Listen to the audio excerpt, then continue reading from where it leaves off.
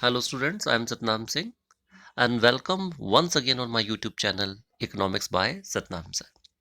Dear students, in this video we are going to discuss the positive effect and a limitation of industrial and trade policy that was India adopted between the time period of 1950 to 1990.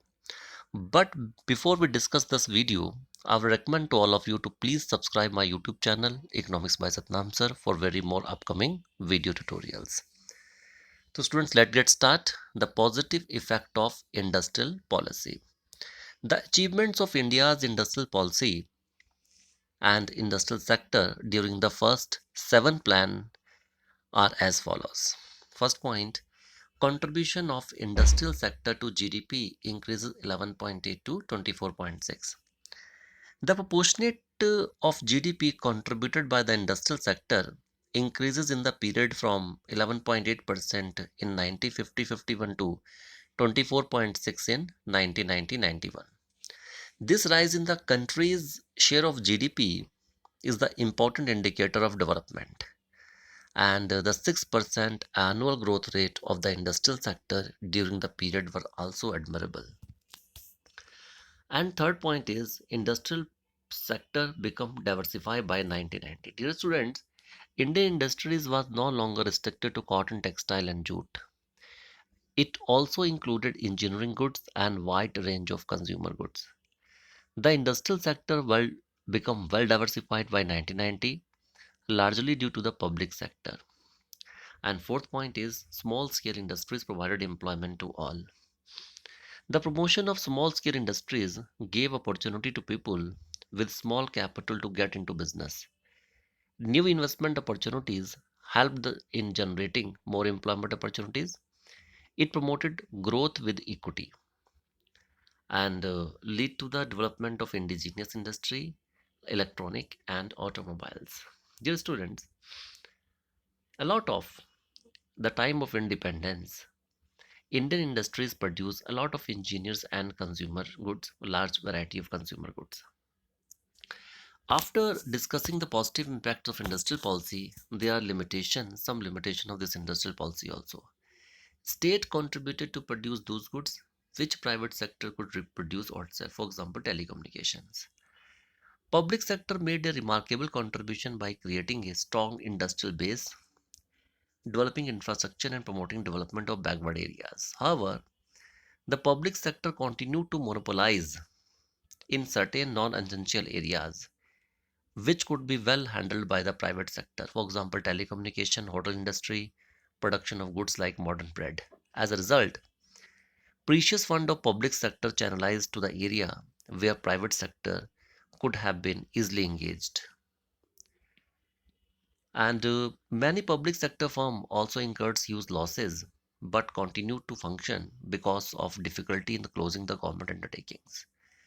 The monopoly of public sector in such non-essential areas was criticized by many scholars. According to them, the role of public sector should be limited to strategic areas and private sector should be given the opportunity for other non-essential areas. But many public sector firms continue to function despite of losses. And the limitation of licensing policy is licensing policy means what is the meaning of licensing policy as we discussed in my last videos the meaning of industrial licensing. The industrial licensing is a written permission from the government to an industrial unit to manufacture goods. The Industrial Development and Regulation Act 1955 empowered the government to issue license for setting up new industries, expansion of existing one, and diversify the products. But this policy has a lot of loopholes. First off, licensing misuse by the industrial houses. Licensing policy helps the government to monitor and control the industrial production. However, excessive regulation by the government creates two main difficulties. One is misuse. It was misused by industrial houses. Some big industrialists would get a license not for starting a new unit, but to prevent competition from starting the new unit. And this is a very time consuming process. The complicated and complex procedure for obtaining license was very time consuming. A lot of money was spent by industrialists in trying to obtain a license, and excessive control prevented firms from expanding. And the another topic is limitation of import substitution policy. There are three limitations of import substitution policy which was India adopted after 1947. Import substitution policy means a to policy of replacement of imports by domestic production. The basic aim of this policy was to protect domestic industries from foreign competition, and the policy of import substitution can serve to definite objectives for saving of precious foreign exchange reserve and achieving self-reliance at that time.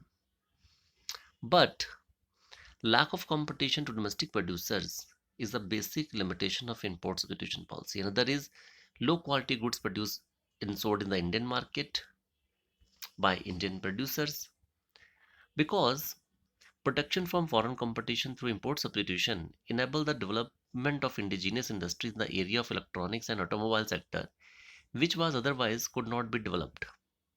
However, this protection had to drawback. Inward looking trade strategy, our policies were inward oriented, and so we failed to develop a strong export sector. And due to the restriction on imports, some domestic producers made no sincere efforts to improve the quality of their goods, and it forced the Indian consumers to purchase whatever it produced by them. The domestic producers industries fails to achieve international standard of quality products. Thank you very much for watching this video. In my next video, we will start the chapter number 3, Indian Economic Development. The chapter name is LPG, Liberalization, Globalization and Privatization. Thank you very much for watching this video. Thanks a lot.